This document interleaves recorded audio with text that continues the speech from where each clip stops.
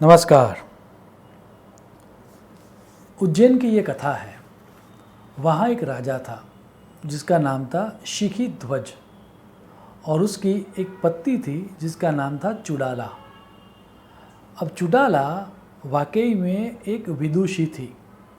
शिखी ध्वज भी एक तरह का प्रामाणिक राजा था, वह भी सज्जन राजा था एंड दैट्स वाई उनके राज दरबार में बहुत सारे संत और महात्मा लोग आया करते थे। वहाँ पर निरंतर एक तरह का सत्संग चला करता था। अब क्योंकि विदुषी के अंदर, चुड़ाला के अंदर एक तरह के पूर्व जन्म के संस्कार पहले से मौजूद थे, तो वो सिर्फ चीज़ों को सुनती नहीं थी, सिर्फ श्रवण नहीं करती थी, वो उसके ऊपर मनन भी करती थी और उसके बाद निधिध्यासन, दैट मीन्स ध्यान भी करती थी। सो धीरे धीरे उसके अंदर एक तरह की आत्मज्ञान की ज्योति प्रज्वलित हो रही थी। एक तरह का आंतरिक सौंदर्य उसके पूरे शरीर के ऊपर प्रतिबिंबित हो रहा था। तो एक दफ़े शिखी ध्वज ने चुड़ाला को बहुत सारा समय ऑब्जर्व करने के बाद ये कहा कि चुड़ाला, आजकल तुम्हारा सौंदर्य कुछ अलग मात्रा में बढ़ रहा है, इसका राज क्या है?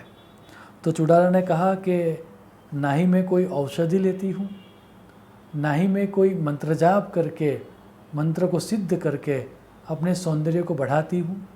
आप जो भी देख रहे हो वह आत्मा के सौंदर्य का प्रतिबिंब है। जो मैं सुनती हूँ उसके ऊपर मनन करती हूँ और फिर उसके ऊपर ध्यान करती हूँ। मुझे लगता है कि ये मेरा आंतरिक सौंदर्य मेरे अंदर रही प्रगाढ़ शांति और अलौकिक प्रसन्नता का प्रतिबिंब है। अब क्योंकि राजा तैयार नहीं था तो राजा ने कहा ठीक है, लेकिन ऐसा करो, अभी हमें संसार में रहना है, तो आप जो राज सुख है उसके ऊपर फोकस हो जाओ और जो बाकी का समय मिलता है उसमें एज ए एंटरटेनमेंट इस चीज़ को लो, ज़्यादा फोकस मत हो जाओ इसके ऊपर। लेकिन चुड़ाला थी, उसकी जो आध्यात्मिक प्रगति थी वो दिन ब दिन बढ़ रही थी और कुछ समय के बाद उसके आभा मंडल, दैट मीन्स उसकी ऑरा इतनी प्रगाढ़ हो चुकी थी कि अब राजा को भी वह शांति और वो आंतरिक सौंदर्य आकर्षित कर रहा था। तो आहिस्ता आहिस्ता अब राजा भी सत्संग का आयोजन करता था। राजा ने भी अपने ऊपर संयम रखना स्टार्ट कर दिया था। राजा भी अब व्रत, उपवास और तीर्थ यात्रा भी करने लगा था, लेकिन फिर भी उस तरह की प्रगाढ़ शांति और उस तरह का आंतरिक सौंदर्य नहीं दिख रहा था। तो फिर उसने श्रवण और कथा का आयोजन अपने वहाँ करना स्टार्ट किया। वैसे ही एक सत्संग के दौरान उन्होंने कैवल्य उपनिषद का एक मंत्र सुना, जो मंत्र ये कहता है कि ना ही किसी तरह के कर्म से, ना ही किसी तरह के धन से और ना ही किसी तरह के बाह्य उपायों से आदमी को परम शांति मिलती है। आदमी को परम शांति मिलती है त्याग से। आप कैवल्य उपनिषद का यह सूत्र देखें, न कर्मणा न प्रजया धनेन त्यागे नैके अमृतत्व मानशुः। अब ये सुनने के बाद सडनली राजा को रियलाइज़ होता है कि मुझे भी त्याग का मार्ग ही पसंद करना चाहिए। तो वो चुड़ाला को बुलाता है और चुड़ाला को कहता है कि तू तो ऑलरेडी आध्यात्मिक मार्ग में बहुत आगे बढ़ चुकी है, अब मुझे भी लगता है कि मुझे उस तरह की शांति और उस तरह की सुंदरता को प्राप्त करने के लिए मुझे भी अब वनवास ले लेना चाहिए और अब मैं जा रहा हूँ। चुड़ाला समझ चुकी थी कि अभी वो परिपक्व नहीं हुए हैं। तो चुड़ाला ने ये कहा कि नहीं, अभी आप राज्य में ही रहो, आपकी जो राजा की तरह के आपका जो कर्तव्य है उसका ही निर्वहन करो, जब समय आएगा तब आप जाना। लेकिन क्योंकि राजा ने वो टेस्ट कर लिया था, वो आंतरिक सौंदर्य चुड़ाला का देख लिया था और वो अपने आप को इन्फीरियर समझ रहा था, वो सब छोड़ छाड़ के चलने के लिए प्रवृत्त हो गया, उसने चुड़ाला को ऑन द कॉन्ट्री ये कहा कि अब राज तुम संभालो, मैं वनवास जा रहा हूँ। और आपको जान के आश्चर्य होगा कि हुआ यही, राजा अकेले वन में चला गया और चुड़ाला ने ना ही कोई बाधा डाली। ऑन द कॉन्ट्ररी चुड़ाला वही राज में रही और वो राज चला रही थी, क्योंकि चुड़ाला की दिन ब दिन साधना बढ़ रही थी। उसके अंदर आकाश गमन और अपनी इच्छा के अनुसार स्वरूप लेने की सिद्धि भी आ चुकी थी। तो वो छुप छुप कर राजा की प्रगति को देख भी रही थी। राजा वहाँ पर वन में अपनी तपस्या कर रहा था। एक बार रानी को लगा कि चलो ट्राई करते हैं कि कहाँ तक पहुँचे। तो रानी एक युवान ऋषि का वेश लेकर राजा को मिलने जाती है। राजा उनको प्रणाम करते हैं और प्रणाम करने के बाद वह युवान ऋषि उनको पूछते हैं कि आप कौन हो और यहाँ पर क्या कर रहे हो। तो उसका जवाब जो देते हैं राजा वो ये है कि संसार रूपी भय से मैं डरा हुआ हूँ और उससे मुक्त होने के लिए मैं तपस्या कर रहा हूँ।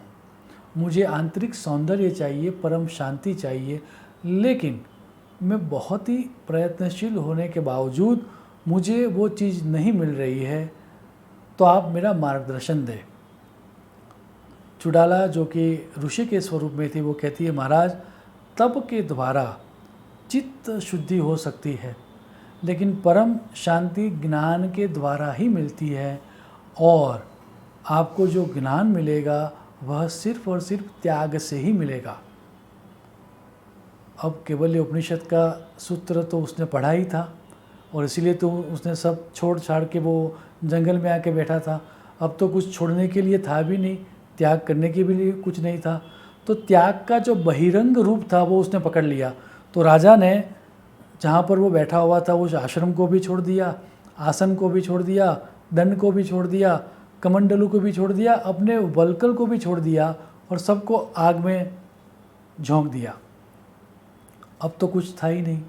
लेकिन वह देखने के बाद वो युवान ऋषि जो कि चुड़ाला थी वो कहती है कि ये कौन सा त्याग था, यह सभी चीज़ें जो आपने त्याग की वो तो प्रकृति जन्य थी, वो आपकी थोड़ी ही थी, आपने किसी से उधार ली थी।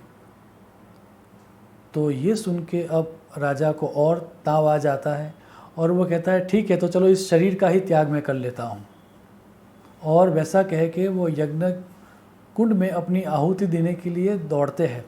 उसको रोकते हुए रानी कहती है कि इसका भी कोई अर्थ नहीं है, क्योंकि ये जो शरीर है वस्तुतः वह भी प्रकृति ही देन है, पंच महाभूत के द्वारा ही ये बना हुआ है। सडनली राजा को बात समझ में आती है, वो रुकता है और फिर जिज्ञासावश वह रानी को पूछता है, युवान ऋषि को पूछता है, तो फिर महाराज आप ही मुझे बताओ कि मेरा है क्या, मैं किसका त्याग करूं। तब वह युवान ऋषि कहता है कि महाराज यह अहंकार ही आपका है, यह मैं हूँ और ये सब मेरा है, ऐसा चित्त में जो आपने मान लिया है वह अहंकार ही आप हो, वही आपका है और वो अहंकार का त्याग करना ही सच्चा त्याग है, बाकी का त्याग व्यर्थ त्याग है। कथा कहती है कि ये सुनते ही राजा के प्रज्ञा चक्षु खुल जाते हैं, राजा की समाधि लग जाती है और राजा को ज्ञान की प्राप्ति हो जाती है। यह कथा जो कि स्पष्ट कहती है कि सच्चा त्याग वह अहंकार का त्याग है। चीज़ों को छोड़ना, वस्तुओं को छोड़ना, व्यक्तियों को छोड़ना वह सच्चा त्याग नहीं है। हम सब के अंदर ऐसी सद्बुद्धि आए कि हम सच्चा त्याग, दैट मीन्स हमारे अहंकार का त्याग कर पाए, ऐसी ईश्वर चरण को प्रार्थना करते हुए मैं मेरी वाणी को विराम दूंगा। शुभम भवतु। प्रणाम।